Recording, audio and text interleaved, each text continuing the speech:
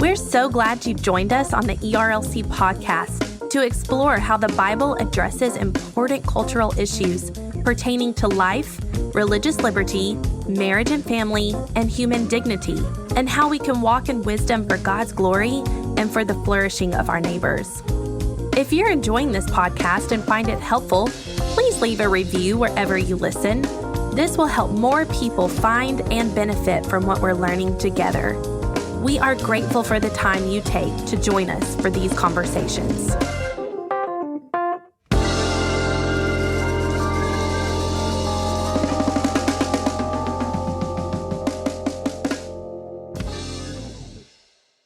You're listening to the ERLC podcast. Are you muted?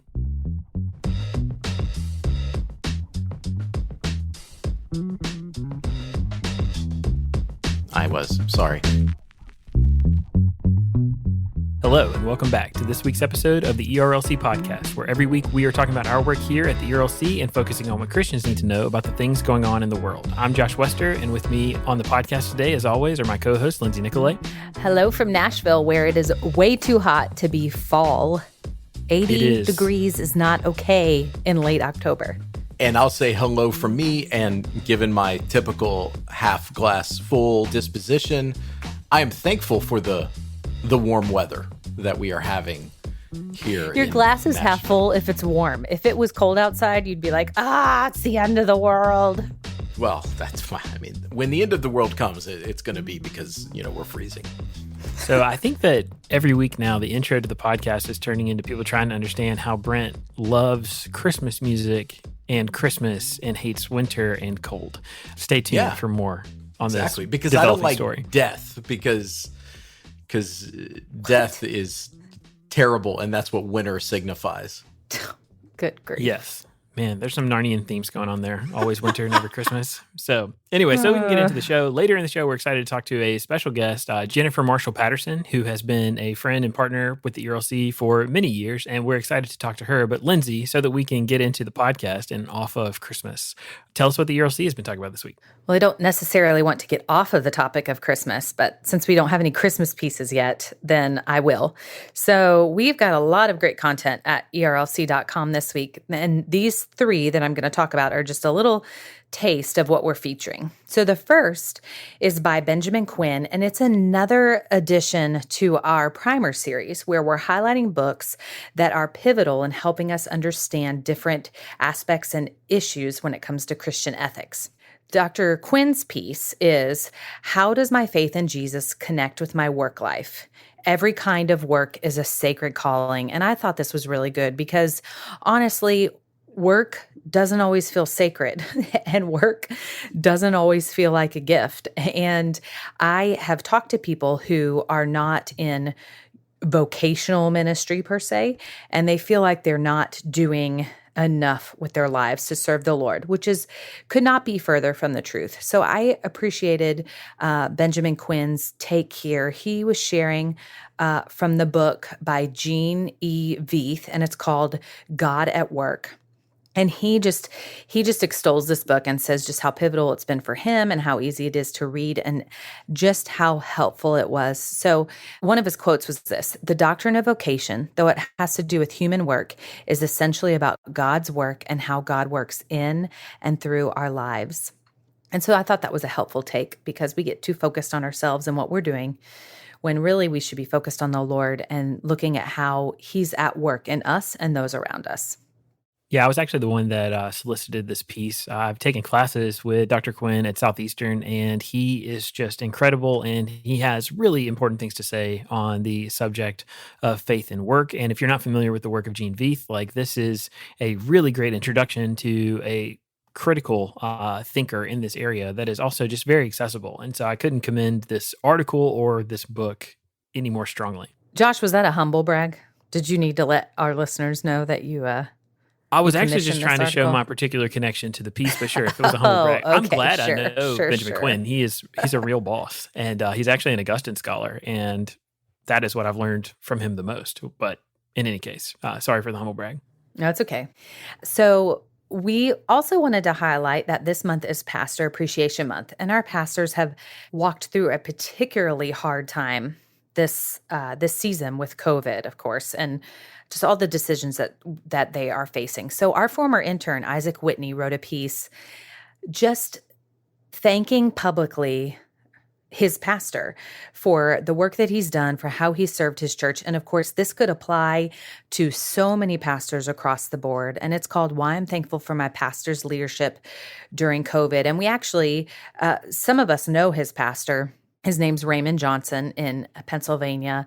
And I just thought it was such a thoughtful piece. I hope that it encourages other pastors to know that their work is not going unseen. I hope it encourages us as readers and as lay people at the church to make sure that we are vocally thanking our pastors for the hard work that we're doing, even when we disagree, because of course we're sinners, we're humans, we're going to disagree with one another. But even in the midst of those disagreements, Paul tells us that it's our job to respect those who are put in leadership and to esteem them because of their work that they're doing on our behalf. So we were really thankful for this piece and want to encourage you to go tell your pastors thank you. Yeah, this has been a season of stress in all parts of society, but particularly on our churches and pastors just trying to navigate folks that are isolated and distanced and then gathering us back together. This is certainly a time to express appreciation for our pastors that in normal times have a role to play that is unimaginably difficult at times. And I can't even appreciate how difficult it's been for my own pastor. And so we should take a moment to express our appreciation and thanks for what they do. Yes, which is convicting because I have yet to do that this month. And it shouldn't just take me a particular month to do that. I need to apply what we are running on ERLC. And finally, we want to highlight, with just a little over a week left until our election here in the U.S., we felt as an organization it's important to highlight civility, which is essentially, as our president here at the ERLC, Russell Moore, says, is convictional kindness. Treating other people with kindness in the public square, treating our neighbors with kindness, treating them with respect, treating them with the dignity that they deserve. So we've put together a civility toolkit, which will actually be linked to in this article. But our friend Daryl Crouch was really instrumental in putting this together, and we have shared an excerpt from it. And it's titled, How Do We Live for the Kingdom in This Contentious Moment? And what Daryl does here is he takes a passage from Dr. Moore's book, Onward, and he just reminds us that as Christians, we're citizens of this world, but ultimately our highest allegiance is as citizens of Jesus's kingdom, that we have a king that we're looking to who lays out for us and empowers us to live the way that he has designed. And actually, it's a way that's designed for human flourishing. And so it's just an encouragement to not get caught up in all of the hateful partisan politics that are happening currently in our culture, but instead to live as those who are different, who have a different kingdom that we're looking forward to, who have a different calling, who have a different king, and to point those around us to that king, because we are called to be ambassadors for Christ. Yeah, you know what's so great about this piece, Lindsay, is the fact that Daryl is not just some kind of political prognosticator. He's not some person sitting on the sidelines. He's a local church pastor who is thinking through how to lead his church to embody Christ likeness. And in this case, how we're talking about how to, in the middle of a polarized and contentious time, to be this salt and light that Jesus calls us to be. And so that for me is why his voice is so important. And he was, as you mentioned, instrumental. He's really the creative force behind the church civility toolkit that we have created. And so anyway, really grateful for Daryl and for this piece, because these are things that Christians need to be thinking about right now. Yeah, in your words, Josh, that's exactly right.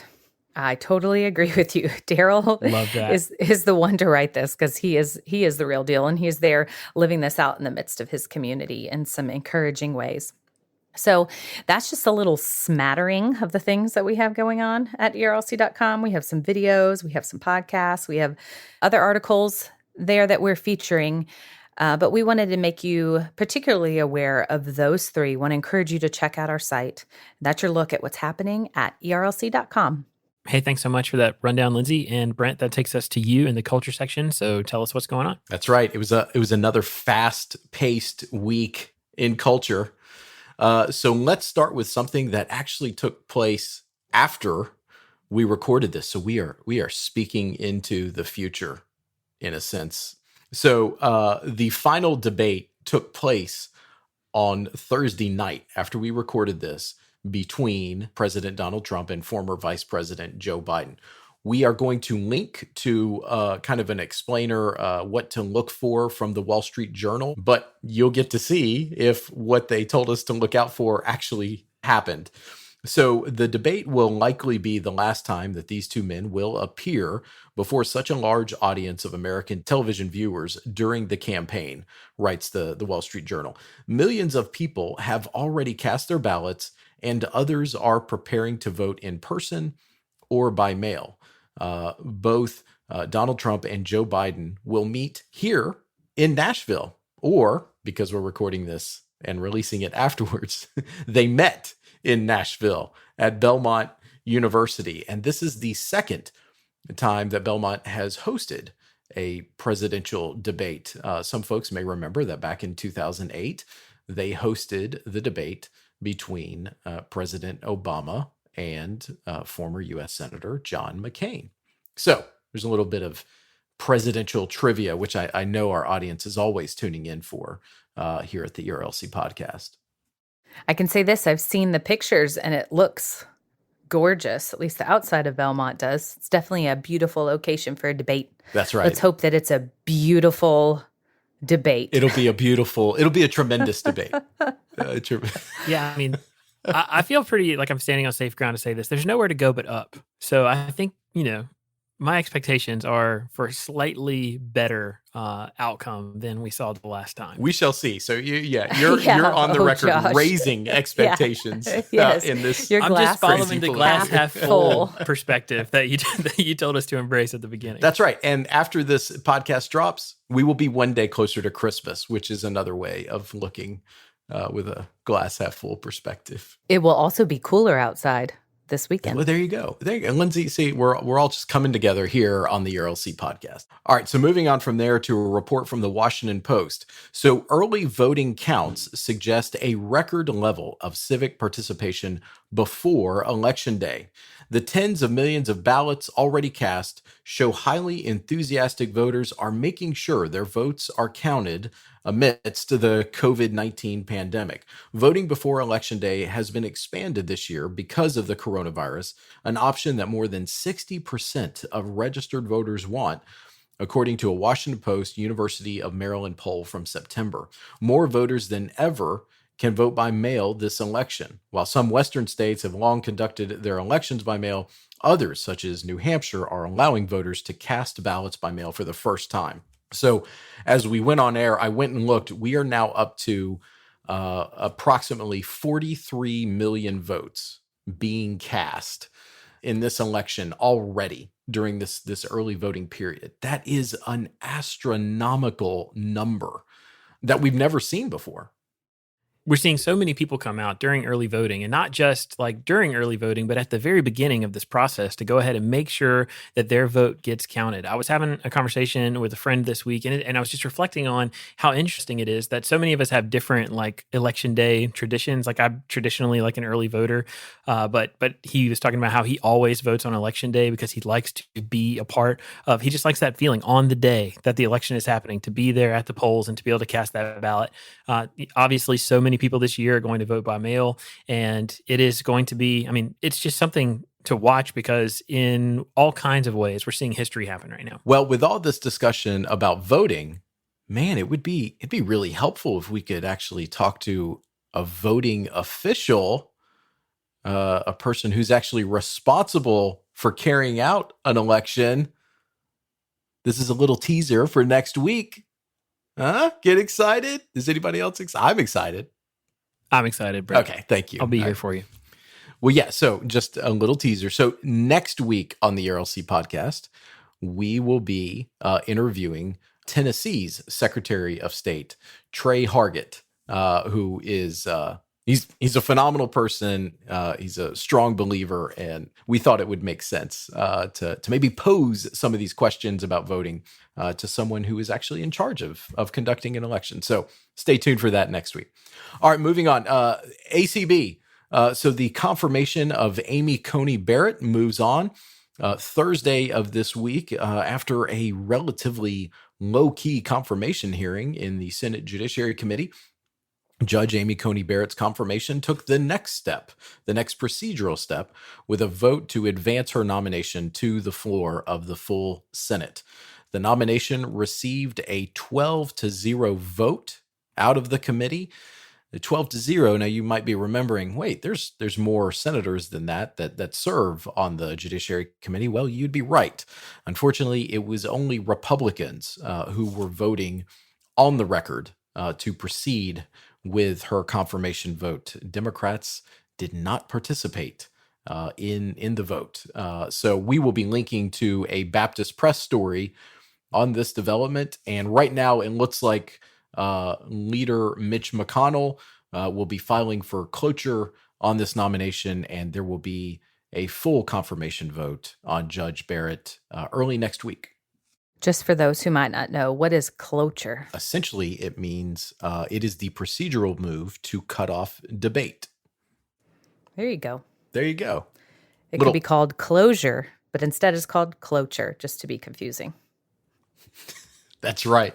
And just so you could provide us with that little snarky comment towards legislative procedural votes. Well, Lindsay, interestingly enough, real-time fact check, it actually does come from the old French word that means closure. So your intuition is spot on. Just natural intuition. That's so right. proud And right now we have closure on this portion of the podcast. All right, so this next story is a tad more serious. CNN is reporting on a hastily arranged news conference that took place midweek. Director of National Intelligence John Ratcliffe said Wednesday both Iran and Russia have obtained U.S. voter registration information in an effort to interfere in the election, including Iran posing as the far-right group Proud Boys to send intimidating emails to voters. Ratcliffe appeared alongside FBI Director Chris Wray, said that Iran was responsible for the email campaign, made it to look like it came from the Proud Boys, and was spreading disinformation about voter fraud through a video linked in some of the emails. Quote from Ratcliffe says this data can be used by foreign actors to attempt to communicate false information to registered voters that they hope will cause confusion, sow chaos, and undermine your confidence in American democracy. So once again, we've got a presidential election that seems to have outside foreign actors attempting to manipulate or provide some sort of chaotic element here at the end of voting. This is certainly a concerning development. I'm reading spy novels right now, and it sounds like something that would come out of a novel, and it's truly unbelievable that it's real life. It's that this kind of thing really happens. It does. And I am thankful that we've got leaders and dedicated folks in the law enforcement arena that are constantly being vigilant for this sort of manipulation in our elections. So we do want to make sure that every American has confidence in this system and that it will produce a winner in this election. All right, so now moving over to the coronavirus front. This was a news report that we talked about around kind of the office, so to speak.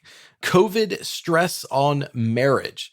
Washington Post is reporting a major new survey of American families, the American Family Survey, found that 34% of married men and women ages 18 to 55 report the pandemic has increased stress in their marriage. I mean, look, that seems to be, logically follows when we're all talking about how stressful these times are. Most married people in America report their unions, though, have gotten stronger, not weaker, in the wake of COVID-19. The survey found that 58% of married men and women 18 to 55 said the pandemic has made them appreciate their spouse more, while 51% said their commitment to marriage had deepened.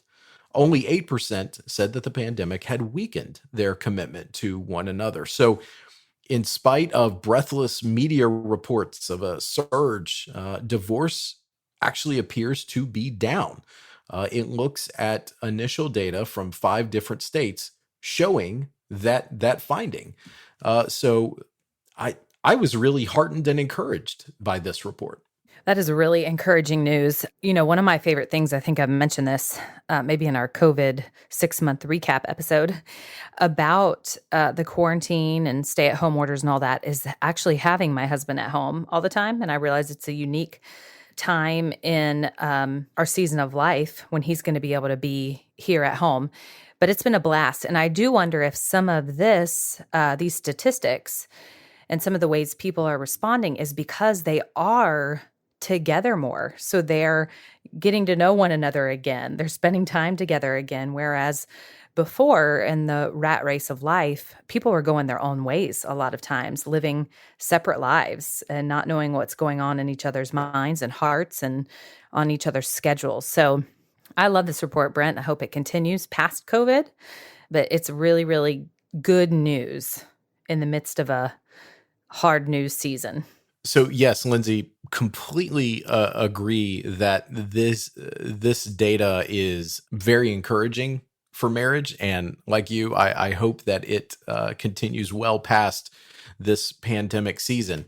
While we are on the topic of marriage, we would be remiss if we didn't mention the development that seemingly, to me, just kind of came out of left field this week from the Vatican. So Pope Francis decided to weigh in on same-sex civil unions. Baptist Press is reporting that in response to Pope Francis's endorsement of same-sex civil unions for the first time as Pope, Southern Baptist leaders reiterated their commitment to the authority of the Bible's teaching regarding sexuality and marriage. Pope Francis's endorsement came while being interviewed in the documentary Francesco, which premiered Wednesday at the Rome Film Festival. Here's the quote from the Pope. Quote, "Homosexual people have the right to be in a family. They are children of God," Francis said in an interview, as reported by the Associated Press. Picking up the quote from there, "You can't kick someone out of a family, nor make their life miserable for this. What we have to have is a civil union law. That way they are legally covered." This went around the internet and certainly was talked about in Christian circles. And my sense was, the thing that struck me is where does your kind of average Catholic believer wrestle with this? On the one hand, you've got the authoritative word of God, and where this is very plainly spelled out as marriage is between one man and one woman in a covenant relationship. And then on the other hand, now you have the Pope saying something that really undermines that. What do y'all think? Well, I really like what Dr. Moore said in response to this. He said, he opened his comments by saying, "I'm not sure how to understand or to take what the Pope is saying here." And the response that I saw from a lot of faithful Catholics yesterday was basically one of trying to withhold judgment, to try to get more clarity, because obviously this was being reported based on comments he had made in this documentary or film. And so they just wanted to get more clarity based on what direction the Pope is actually trying to lead the church to endorse in terms of an official position. And so, it is one where we would withhold judgment, I guess, because we know what the Word of God says. We know what we as Christians believe, and even, certainly what Catholics affirm about marriage. And so it's puzzling and potentially troubling, but it's one of those things that what we really want is more clarity. Well, and this is a good reminder for us as Christians to check where we look to for our authority on these matters. So are we looking to the culture? Are we listening to our own hearts or our own feelings, which can be misguided, or are we looking to the authority of Scripture? And SBC President J.D. Greer, a friend and the real deal, he said, no matter what a pope, pastor, or elected official says, we do not get to define sexuality or the family. He went on to say, the Creator does, and on this, his word could not be more clear. And again, his word and the way that he defines sexuality and the family is the most loving thing. And it's what makes for our flourishing, whether in our fallen nature we feel that or not, or believe that or not. That is what is absolutely true. Yeah, that was definitely a good word from Pastor Greer. So, all right, moving on back to coronavirus. So this was interesting news that came out of Deseret News. Brain fog. That is a new term in this pandemic that I had not come across. Brain fog is a new symptom that has been seen in recovered COVID-19 patients. A doctor who is a neurologist at the University of Alabama, Birmingham, told a local news station that she has spoken with several patients about the condition in which people suffer from severe headaches and memory loss. Quote, oftentimes these patients may have even recovered from the initial fever and shortness of breath symptoms, and they continue to have very severe headaches and tend to often complain about memory loss, often referred to as a brain fog. The symptoms are similar to what people see during a concussion, she said. So one individual that is a close personal friend of mine who dealt with COVID-19, I don't know if he would describe what he went through as exactly brain fog, but he definitely had severe headaches, so much so that my wife Meredith and I were specifically praying for the Lord to relieve him of the effects of this very bad headache that he had for days on end. And I'll be interested, now that I've kind of read this, to go back to my friend and say, hey, do you think you've been experiencing brain fog as you were dealing with this? Yeah, there's always something new that seems to be uncovered about coronavirus, whether it's a new symptom or something that you're going to talk about in just a minute, because I'm privy to the notes here on your culture rundown, Brent, or whether it's something that we thought was true and wasn't. But it's findings like this are the reason I am such a proponent of living your life, but being cautious and wise and living for the good of other people by wearing your masks and washing your hands and all of that. Because even if somebody survives COVID, sometimes we've seen that getting over it is hard. It's an uphill climb, and it lasts a long time, and you just never know who's going to be affected by it. And I've said that over and over and over again, but it's so true. And I don't want to lead someone to have to deal with brain fog. I have enough brain fog just from being in quarantine. So I've got enough brain frog. See, brain frog. You have frogs in your brain as well. maybe brain frog, but I've got enough brain fog just because of my 3 young kids. Yes. There's a permanent state of brain fog, and that's called being a parent. Yes. All right. Well, actually, just taking off of what you said, still learning so much about this virus. So, if you're like me, the early days of COVID-19, when you just didn't really know what was what, I remember going to the grocery store, coming back home, and like setting things down on the floor, wiping down everything with like a Clorox wipe. Well, Wired magazine this week has a story about revisiting COVID-19 and surfaces. It's actually a pretty long, thorough report. In the story, they link to a number of different studies about surfaces, and this is something that is certainly on the mind of a number of pastors and church staff as they want to safely reopen. But basically, the long and short of it is we need to continue to take precautions, be sensible, but at the same time, we don't have to necessarily worry about bringing home items from the grocery store. Instead, we need to just make sure of if we know that we're in an area where there's a high probability of folks that may have the virus, be sensible in terms of wiping things down there. But things that are outside, things that are exposed to sunlight, probably in the clear there. So I thought that was a really good development. And we needed a good development because Axios is telling us that this week, New York reported the most coronaviruses since May. New York reported over 2,000 positive coronavirus cases on Wednesday of this week, the most infections seen in the state since May. So this is still very much out there. As colder weather gets in, a lot of analysts and scientists are saying, hey, we're beginning to enter a very hard season for COVID-19.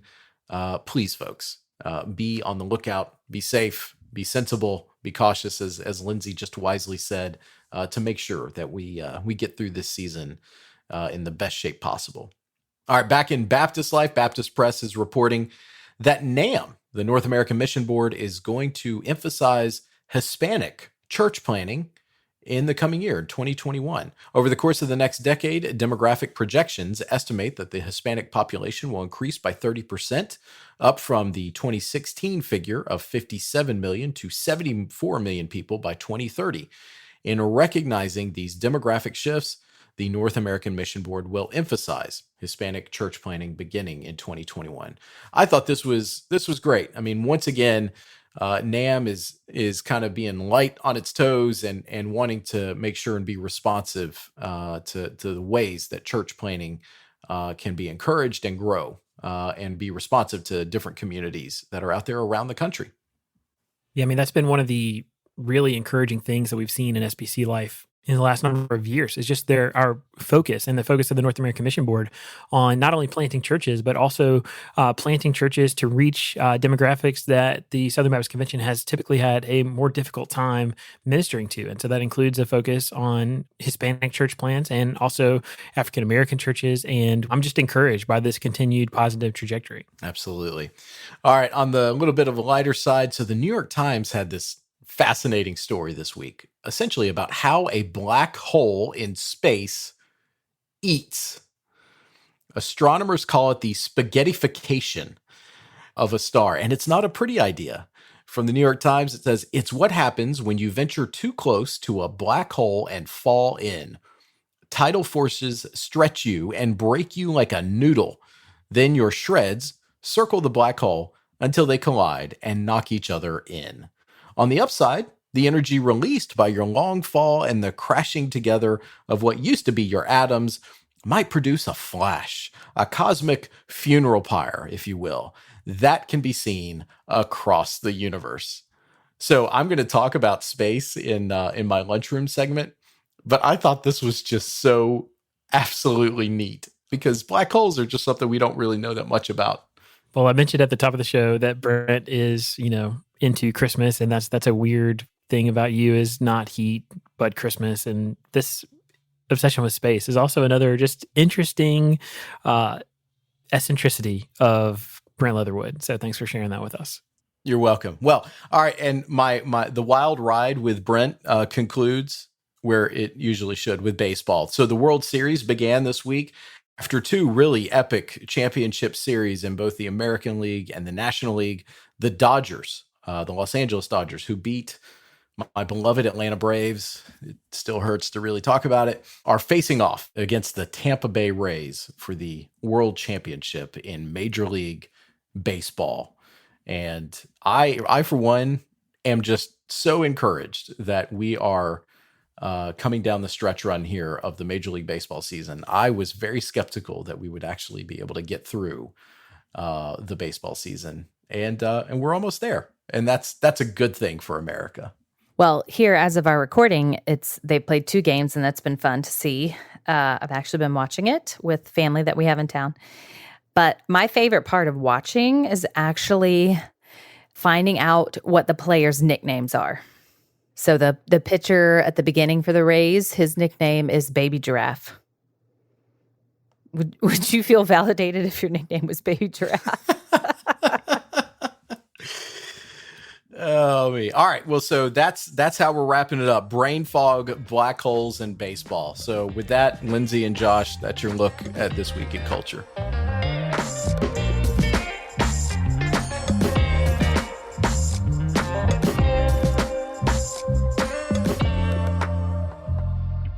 So now we're about to talk to our friend Jennifer Marshall Patterson. She is the director of the Institute for Theology and Public Life at Reformed Theological Seminary, or RTS, in Washington, D.C., and she is also a senior visiting fellow with the Heritage Foundation.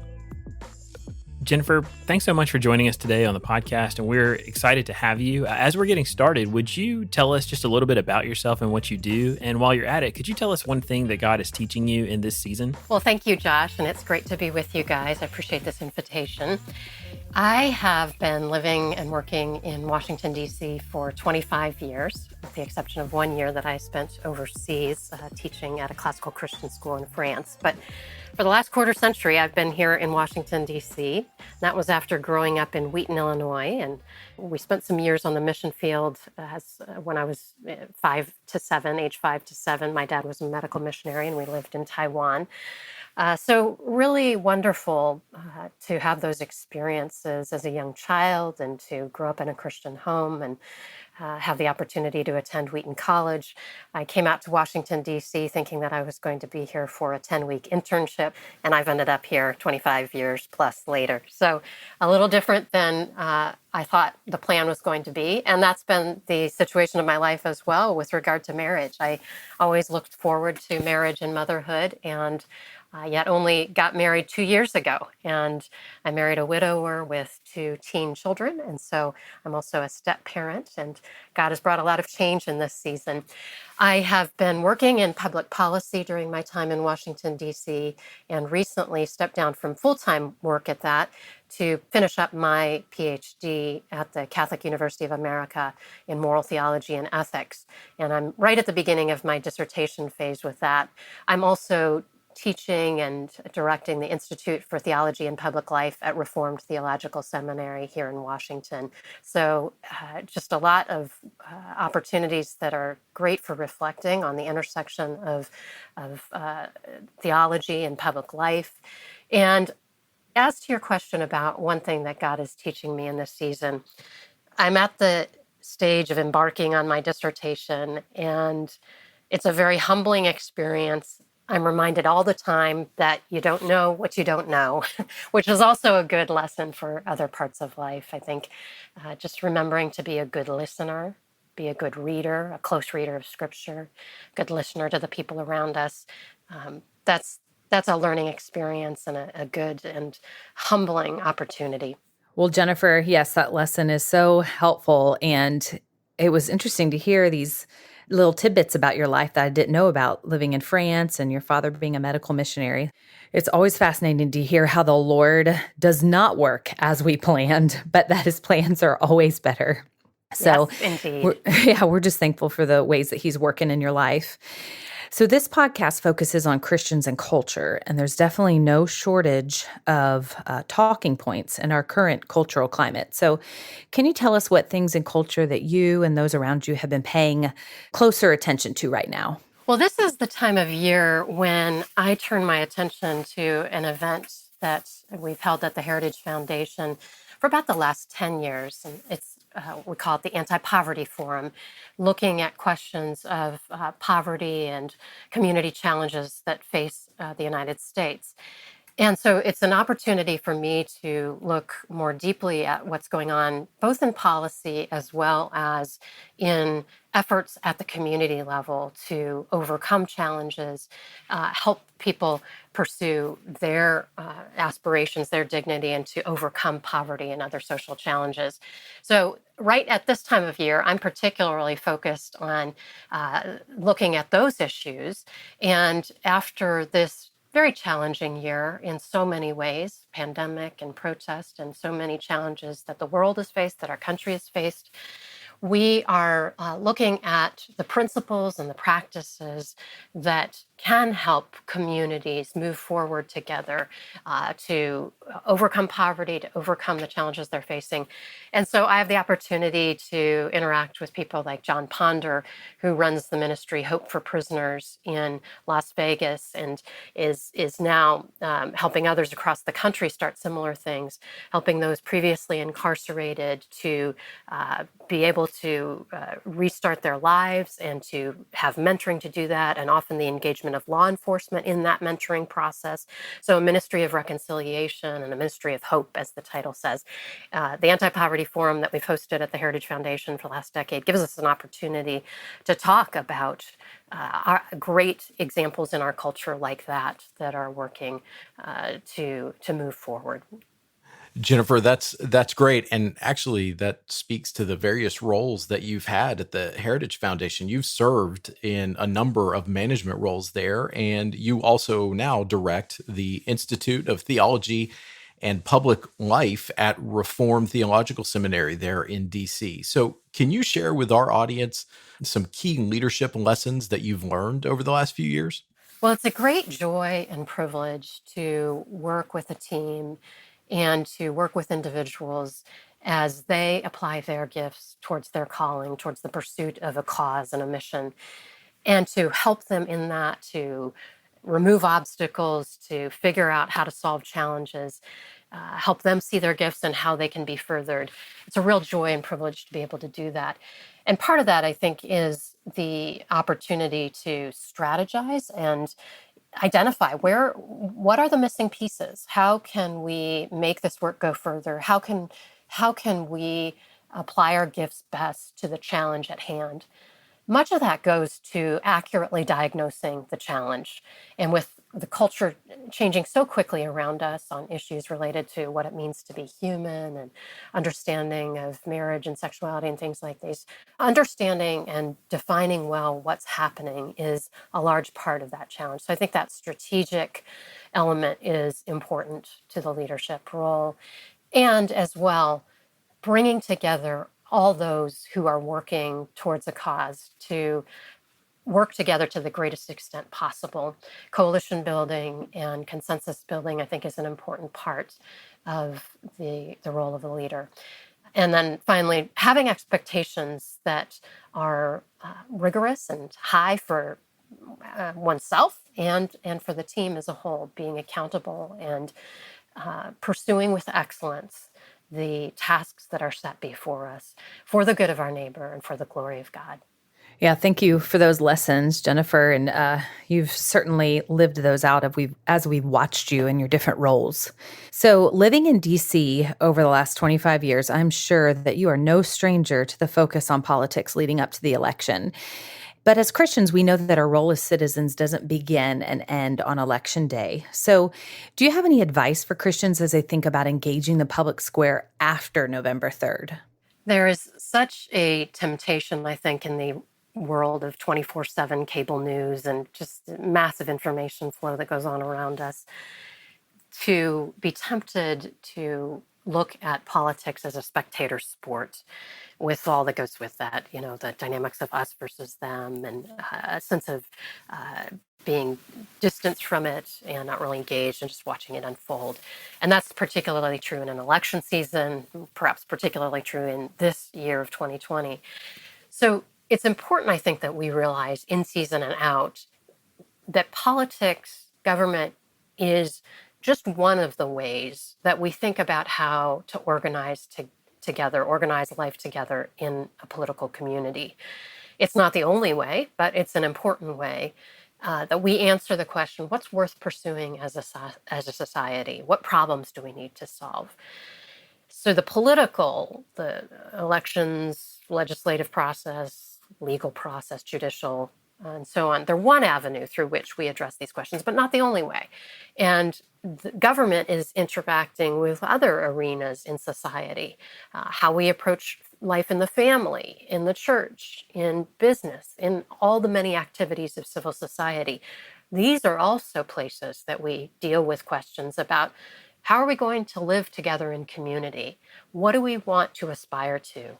What do we want to rule out as something that is not good, and we should not be pursuing that? These are questions that we wrestle with in all these arenas of life, and I think it's critically important for us to remember our roles and our various callings across those domains, so that our personal life in the family, the way we engage in our church, the way we engage in our workplace, our contributions to thinking about our overall life as a community and important ways that we answer problems and challenges that we face as a society. That means that how a church goes about mercy ministry, how it welcomes those who are visiting, how it lives in community with its neighbors. All those are ways that questions in society get answered. And we should invest ourselves in those to find answers for society. Those are part of answering questions and challenges that are facing society. So as we see our culture really wrestling with questions of what it means to be human, what's the nature and purpose of a person, these are the kinds of questions in particular that the church, that ministries can help our communities reflect on in a deeper way, in a fuller way, in a way that is true to the testimony of what Scripture tells us about being made in the image of God. So there's a lot of contribution that individuals can make by their leadership in their family, by their contribution to their church, by their conduct in the workplace, by their engagement in so many other activities in life, as well as engaging as citizens in the political process. All of these are parts of answering the great challenges of our day, and a Christian worldview brings a light, particularly in our era, I think, as to what it means to be human and those questions that are being asked, the longings of the human heart for things that are eluding much of our political discourse today. Christian worldview has a lot to teach about those. I like that. I like that a lot, Jennifer. And another thing I liked in your response was you talked about these kind of issues that we wrestle with. And look, there's a number of folks in our audience that are wrestling with different things as it relates to kind of a season of singleness. And so you wrote a book titled "Now and Not Yet: Making Sense of Single Life in the 21st Century." Well, now you're married. What lessons in singleness are particularly poignant to you now that you are in a different season? Well, I appreciate that question. And I think it was the fact that I had housemates as a single person was good practice and preparation for married life, living in a family. And that means being intentional about community, even when it's not the most convenient thing, or you'd rather do it your way. There's a give and take to a household life. The other interesting thing about married life is, as I said, I married a widower, and our experiences of single life had been different. So I had been single my entire adult life. He had been married previously since college, and then single for several years as a widower before I met him. That puts a different perspective on the experience of singleness. And particularly as we're all aging and we'll have different experiences as we go through life, and the realities of singleness are different at different stages of life. This has been a good reminder to me of thinking about the seasons of life as they change. And really what I was trying to get across in my book, Now and Not Yet, was the fact that seasons do change, and in unexpected ways that we cannot control. Our way of making sense of that is to pursue our highest call to glorify and enjoy God here and now in the season to which He's called us, the circumstances in which He's placed us, and continue to have those desires and longing of the heart for something more when it is His good will to grant that to us, or to maintain that sense of longing if it isn't something that's going to come along. So a recognition of how to live contentedly and with a sense of fullness of life, even when there's an experience of longing for something more. That tension is going to be experienced in different ways at different seasons of life, but it's an almost perennial, I think, experience of how we go through life. And as things change around us, we have a longing that's unmet. How are we going to deal with that? And I think Scripture gives us the resources for that. I was really trying to mine those resources, apply it to single life, but really it applies to all the seasons of our lives and all the changes. And particularly in this pandemic year where no one could have expected the ways that our lives would change, that's an important message from Scripture for us. Gosh, Jennifer, we want to say thanks so much for joining us today. And you bring such a distinctly Christian approach to each of those topics and areas. And so we're grateful for you and for your partnership with us at the ERLC. And we just want to say thanks so much for taking the time to join us today. Thank you very much. So now it's time for the lunchroom, where every week we tell you about the things we've been talking about with one another. Lindsay, you're up first this week, so tell us what's on your mind.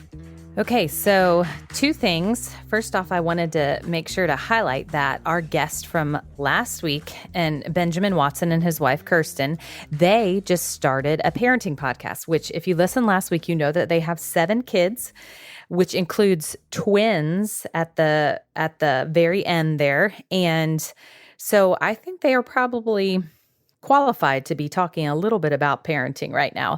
So they discuss things like election season with your kids, pregnancy and newborns, keeping the spark in your love story. It just began. So there's only a couple episodes, but I would encourage you to listen to it and to glean from their wisdom. They're just such a solid couple. I'm so encouraged that the Lord has raised up their voices as believers here in the midst of our society. And then this other one that I have is just something funny. My husband is involved in the music industry and songs and songwriting. And his brother, who is actually 18 years younger than him, is a songwriter. And so anytime they get together, they talk about songs and different things like that.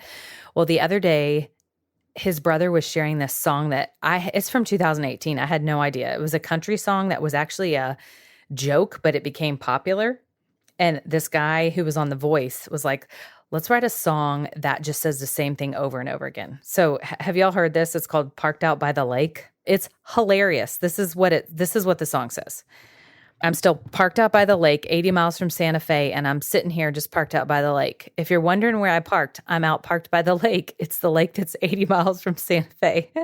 And then the chorus is, and I'm parked out by the lake, 80 miles from Santa Fe. It's the lake that's parked where I'm at, out by the lake. And this lake is where I'm parked, 80 miles from Santa Fe. And I'm still parked out here by this lake, 80 miles from Santa Fe.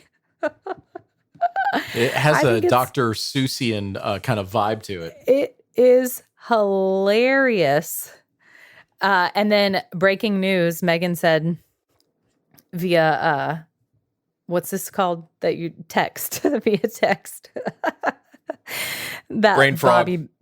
Brain frog. That Bobby Bones, the syndicated country radio personality, had him on his show, and then he became famous. So it cracks me up. You should go listen to the song because it's hilarious. That's a quintessential lunchroom. I mean, that is the definition of a totally useless topic of conversation. So thanks for bringing that into our lives. And for I bet what you're talking about is useless too, Josh. So I'll take the blame. I mean, last week I did talk about real lightsabers, but this week I'm going to talk about something that I actually think is really great. So TGC published and really great and really helpful. TGC published a piece by a church planter named Cameron Triggs. I think he's a church planter down in Florida, and the piece was called "The Ballot Booth is Not Your Baptism." And it was there have been a series of really helpful articles related to the election, think about voting. And this one in particular, I found to be just really, really helpful because this is a topic of conversation among so many Christians. And so just kind of talking you through a couple of the headings here. I mean, the first thing he says is you're likely not an expert. So it's interesting that we get into such like vehement debates about politics with relatives and friends and even strangers. And we should all have enough humility to acknowledge that we don't know everything, and few of us are actually really, really studied in or experienced in the world of politics. And then he also points out that no candidate is perfect. All of us are wrestling with imperfect decisions and imperfect people trying to make the best decisions that we can. He reminds us that neither party is the Christian party, which I think sometimes we tend to forget. He talks about the fact that politicians don't always keep their promises. But most importantly, he talks about the fact that it is not an issue for the church that we have a diversity of political opinions and views in the body of Christ. That is in no way a sign that the church is weak or that something is wrong with our understanding of the gospel. And so I would encourage you to read this as you're thinking through it, because one of the most important things or one of the main things that I'm praying for coming out of election season is for a sense of unity in the church, not just in the church broadly, but even in our own local churches, that we would experience real unity, regardless of the outcome of the election or who it was that you happened to vote for. It's a word to the wise, man. All right, so for my lunchroom segment this week, I'm talking about asteroids. Take us to outer space, Brent. We're going where no man has gone before. We're talking about asteroids, the Orionids, and space with my daughters. Okay, so there was a true scientific achievement that took place this week by NASA. A NASA spacecraft unfurled its robotic arm on Tuesday, and in a first for the agency, briefly touched an asteroid to collect dust and pebbles from the surface of it to be delivered back to Earth in 2023. The well-preserved ancient asteroid known as Bennu is currently more than 200 million miles from Earth, and it offers scientists a window into the early solar system. So obviously, that's just fascinating. We're actually able to do what those movies about. One was Deep Impact, and the other was Bruce Willis. Was it Armageddon? Armageddon. Yeah, that's right. Bruce Willis, Ben Affleck, they're going to save us. But they, in the movie, they touch down ships onto the surface of an asteroid. And well, here we are actually doing it. We just don't have Ben Affleck because he's not busy playing Batman anymore. He was the worst Batman, by the way. All right. Then that's moving on. Brent. Yeah, it is. Then the other thing I mentioned. So the Orionids. So this is the name of the shooting stars that occur each year around this time of the year. And so this week, my daughter came home and she's like, hey, my teacher started talking about this, and I had no idea about it. So I hopped online and started looking for it. And I said, well, if your teacher wants you to really see it, we're going to have to wake up really early the next morning because that's when it will be at its peak. My other daughter overheard us, and they both are like, wake us up. We want to see it. So I feel like I win kind of like Dad of the Month award because I woke up my kids early, 4:45 in the morning. We went outside. I put big blankets on them, and we went out on our back deck and looked up into the sky. And lo and behold, we saw Mars, Saturn, Jupiter, not necessarily in that order.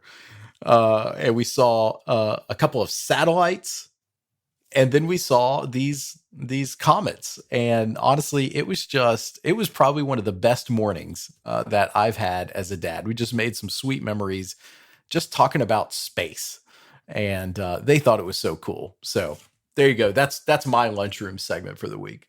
I'm sure they'll remember that for a long time too. Did you see anything get spaghetti-fied? No, I really wanted to see something get spaghetti-fied, but apparently you need like a very powerful telescope to see something get spaghetti-fied. But hey, that's a life goal, right? Yeah, I told Brent when he was sharing this experience with me that he had basically checked the box for all of the dad goals for a month. And honestly, Brent, it might be more than a month. I mean, that is, you've banked up some serious capital in your I'm a good dad column. So just want to commend you for that. Sounds really awesome. Thank you for that affirmation, Joshua Westbrook. Absolutely, man. So that's going to do it for the show this week. Just as a reminder, you can find links to all the things that we talked about today in the show notes. And if you like the podcast, please consider helping us spread the word by sharing this episode on social media or going into your podcast app and leaving us a rating or review. Thanks so much for listening. And for Brent, Lindsay, and myself, we will be back next week with more content.